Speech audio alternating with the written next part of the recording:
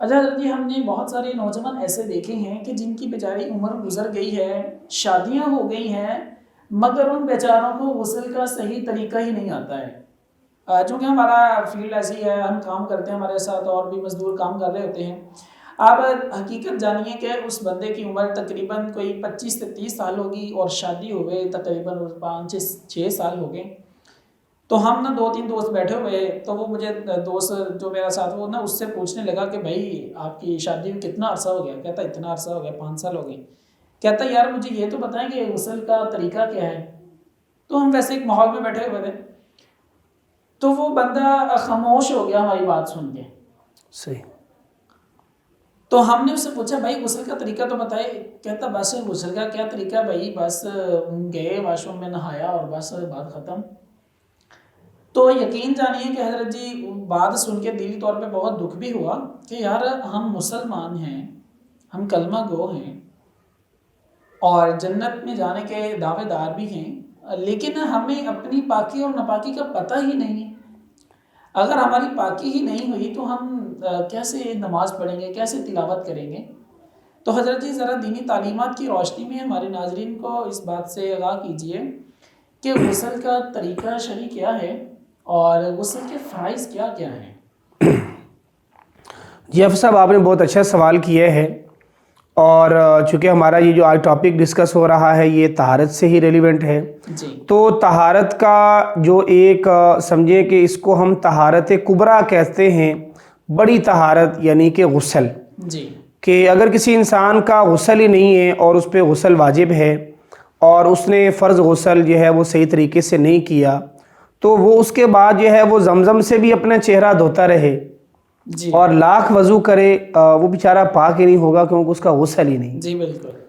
تو اس لیے، اور یہ بات آپ نے بڑی ہی خوبصورت کہی ہے کہ ہمارے ہاں بعض دفعہ دین کی دوری کی وجہ سے حالات اتنے جو ہے وہ سنگین ہیں جی کہ سال ہا سال گزر جاتے ہیں لیکن ہمارے لوگوں کو جو ہے وہ غسل کے فرائض کا پتہ نہیں ہوتا۔ جی اور جیسے یہ ایک ریشو مردوں میں ہے، میں سمجھتا ہوں کہ خواتین میں اس سے بھی زیادہ ہے، جی کہ چلیں مردوں نے تو کہیں اٹھتے بیٹھتے سن لیا سمجھ لیا، لیکن جو ہماری قابل احترام جو ہے وہ خواتین گھروں میں ہیں پردہ نشین، ان کو بعض دفعہ ساری زندگی نہیں پتہ چلتا، اور ہمارے لوگ کبھی اس کے بارے میں جو ہے وہ سوچنا ہی گوارا نہیں کرتے۔ جی تو اس بارے میں ذہن میں رکھیں کہ جو غسل ہے اس کے صرف 3 فرائض ہیں۔ سب سے پہلے یہ ہے کہ غسل کرنے والا اچھے طریقے سے جو ہے وہ کلی کرے، اور منہ میں پانی لے کر اچھی طرح غرارہ کرے، خوب پانی کو گھمائے۔ روزہ نہ ہو تو غرارہ بھی کر لے، اور اگر روزہ ہے تو پھر ذرا غرارے میں احتیاط کرے۔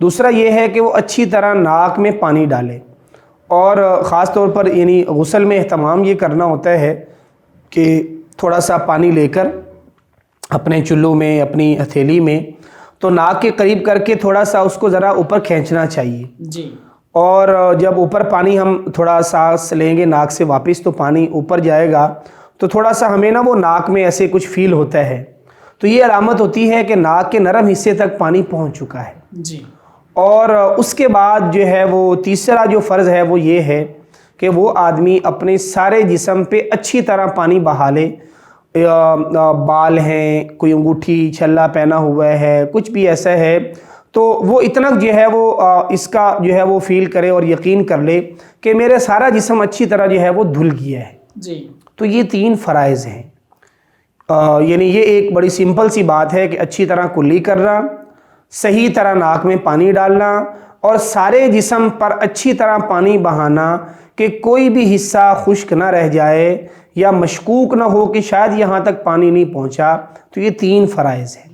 اچھا، اس کے ساتھ میں ایک اور بات ایڈ کرنا چاہوں گا، چونکہ ظاہری بات ہے کہ ہر بندہ اپنی محنت کرتا ہے۔ کچھ مزدور ہمارے بھائی ایسے ہوتے ہیں کہ جو فیکٹریوں میں کام کرتے ہیں اور کچھ عمارات میں کام کرتے ہیں۔ اچھا حضرت بھی وہاں پہ نا کچھ کیمیکل کا استعمال ہوتا ہے، تو وہ اپنے ہاتھوں سے ان کیمیکل کو استعمال کرتے ہیں، تو وہ کیمیکل جسم کے کسی بھی حصے پہ لگ سکتا ہے، جی اور وہ اس طرح لگ سکتا ہے کہ اس کی ایک الگ لیئر ہوتی ہے جسم پہ۔ جی تو حضرت اگر وہ جسم کے کسی حصے پہ بھی وہ لیئر چڑھی ہوئی ہے اس کیمیکل کی کہ جسم کے اوپر پانی نہیں لگ سکتا، جی اگر وہ لگی ہوئی ہے تو کیا ایسے غسل ہو جائے گا پھر؟ बिल्कुल नहीं होगा हाफिज़ साहब। उनको चाहिए, हमारे ऐसे मेहनत कश मज़दूरों को, कि वो जो है वो कोई भी, चूँकि हर चीज़ का फिर एंटी भी होती हैं चीज़ें, जी तो यकीनन अगर वो केमिकल लगता है तो उसको उतारने के लिए भी, जैसे हमारे यहाँ सादा जो हमारे पाकिस्तान में तो वो मिट्टी का तेल है या पेट्रोल से हाथ धो लेते हैं, तो कोई भी लिक्विड ऐसी चीज़ होगी यकीनन, या साबुन, कि वो अच्छी तरह पहले उसको उतारें। जी जब तक वो लेयर नहीं उतरेगी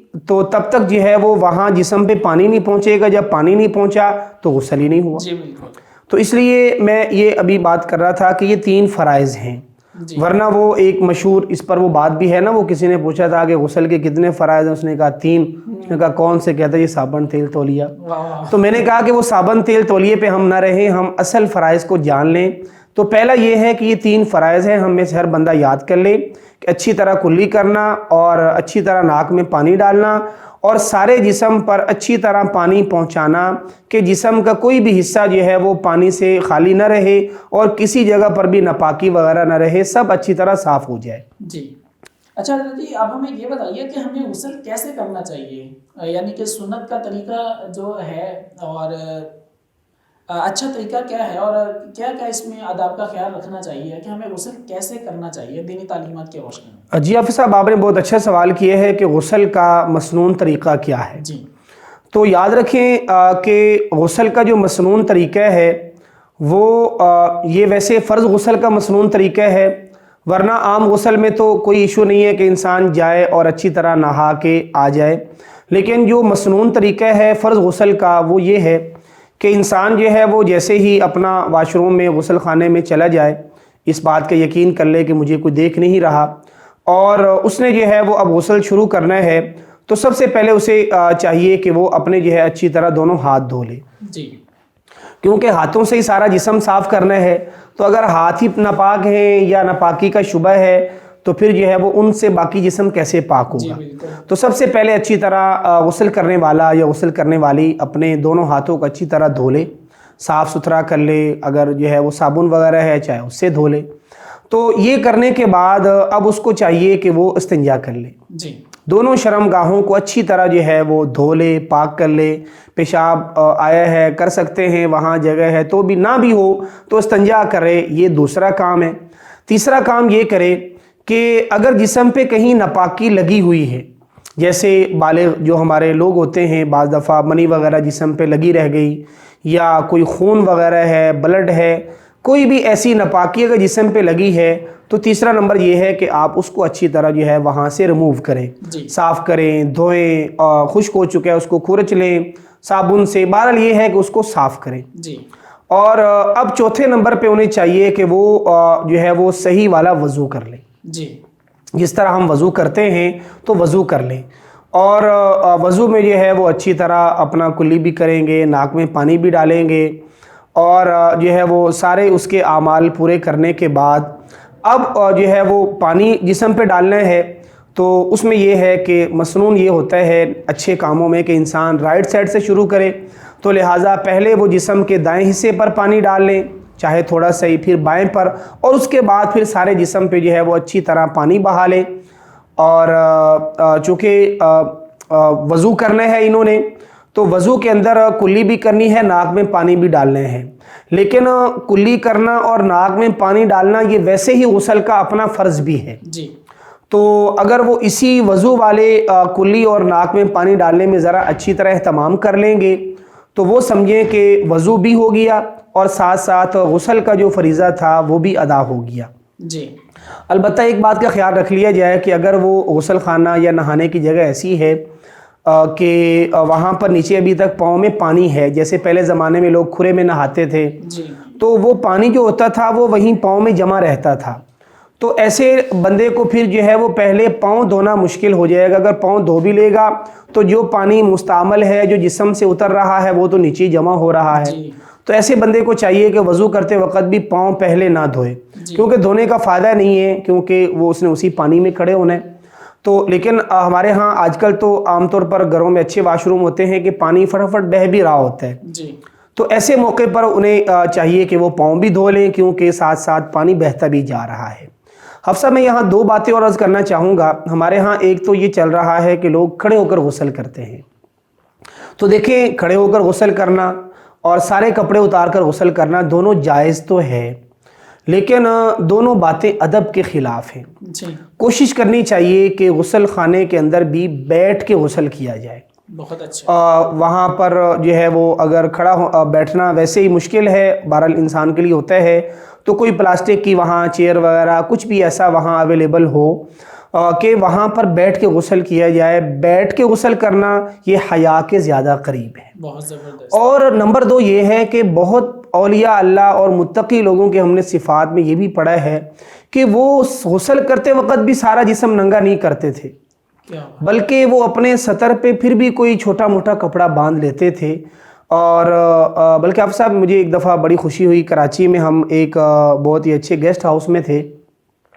ہم بعض دفعہ سمجھتے ہیں کہ شاید بہت جو اللہ تعالیٰ نے جن لوگوں کو مال دیا ہوتا ہے تو شاید وہ سارے ہی عیاش ہوتے ہیں، تو ایسا نہیں ہوتا۔